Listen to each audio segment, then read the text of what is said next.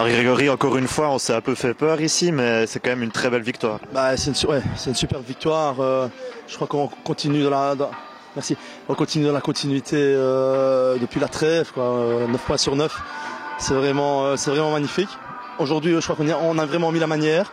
2-0, rate un penalty, on a plusieurs occasions pour faire 3, 4-0.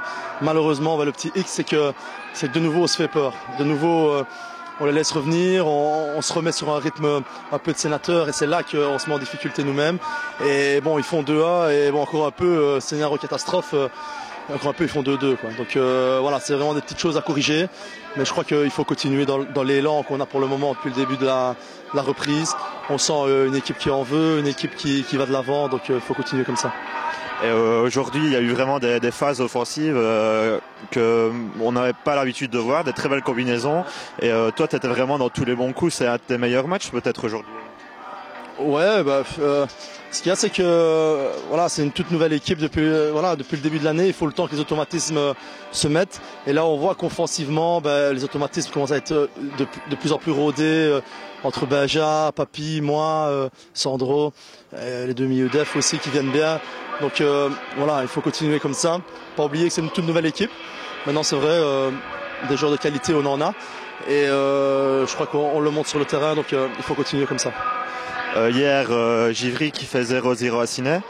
Donc Liège qui se retrouve à 3 points devant Givry, bien ancré à la 3e place. C'est parfait ça. Ouais, c'est parfait, mais voilà, nous on regarde pas le classement. On prend match par match. Chaque match, on sait bien que chaque match on peut le gagner. On le sent bien. Maintenant, il y a encore des trucs à corriger, des trucs à perfectionner, surtout défensivement. Mais prenons match par match. On a une semaine de repos, puis on va à EY, puis on a 2 beaux matchs à domicile ici. Engrangeons le maximum de points avant les matchs, les confrontations directes avec les 5 premiers qui nous attendent par après. Donc voilà. Maintenant, clairement, notre objectif c'est de finir dans le top 3. Ça c'est sûr, on va pas se cacher. Donc, mais modestement, on va y arriver.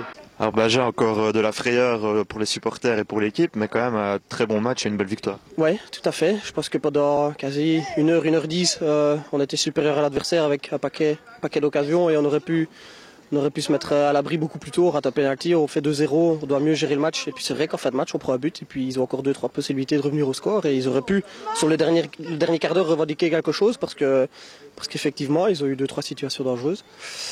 Bon, à partir de là, c'est à nous à mieux gérer par la suite ce genre de match. On mène 2-0, on a des occasions pour mettre le 3e et plier le match, on ne le fait pas et on se fait peur de nouveau, comme je dirais quasi à chaque match.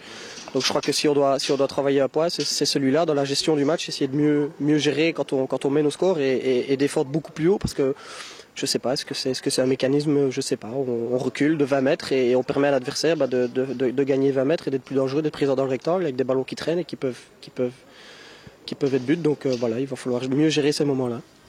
Mais offensivement, on a quand même vu quelques très belles combinaisons qu'on n'avait pas spécialement l'habitude de voir.